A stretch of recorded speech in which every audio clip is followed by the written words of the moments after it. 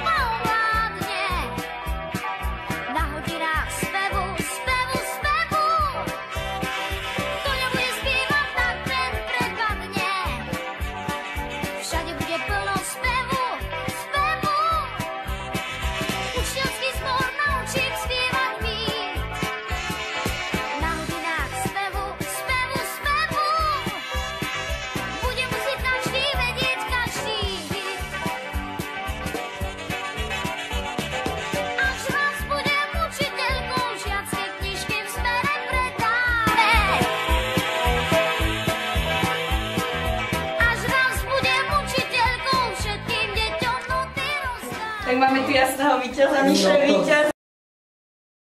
Pozorne počúvali, tak mi budete vedieť odpovedať na tieto otázky. Takže aké postavy vystupovali v tomto príbehu? Vie mi niekto povedať? No, poď. No, ďalej. Klára. Áno. Detko. Áno. Chcela by sa Klára starať o psíka? Chcela by mať? Áno. A jej to niekto dovolil? Áno. Kto? Detko. Áno. Keď si šla Klára ľahnúť do postielky, tak do čej postielky si ľahla, viete mi povedať? Áno. Čo urobili babike, keď si zlomila nohu? Operovali. Nie. Dali to do sadry. Veľmi dobre. A má už niekto nohu v sadre? No, asi. No tak nie. Nikto ste ešte nemali nohu, alebo ruku v sadre, alebo... Čo to je pilu? Tabletka. Áno, Mišo nenašiel. Ja nič, ona vie sama. Čo znamená slovo panika? Že sa bojí. Ona vie? Áno, panické, áno. A čo znamená slovo Marisa? Že sa mi niečo marí. Marisa. Teraz to vysvetlil. No, kto vie? Niečo sa im zdá? Áno. Teraz tu máme pracovné listy. Do každej lavice dám jedno. Potom si prečítame aj zadanie. Písmenka tak, aby vzniklo slovo, ktoré súvisí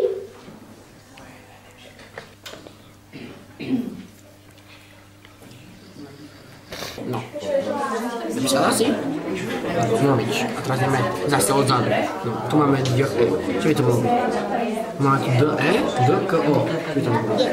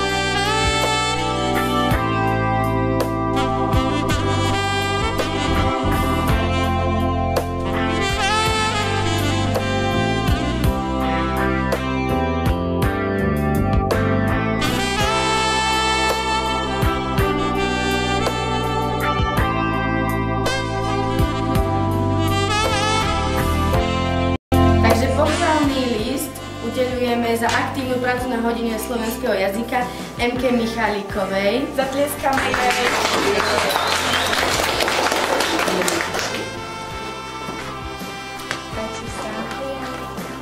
No také ako myslené druhé miesto udelujeme Minkovi Kamenskému.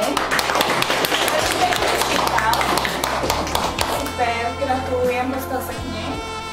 No a prvé miesto sme sa rozhodli udeliť M.K. Horníkovej. Všetci ste boli šikovní, ale my sme museli byť trochu najlepší. Tak teraz veľký potlesk.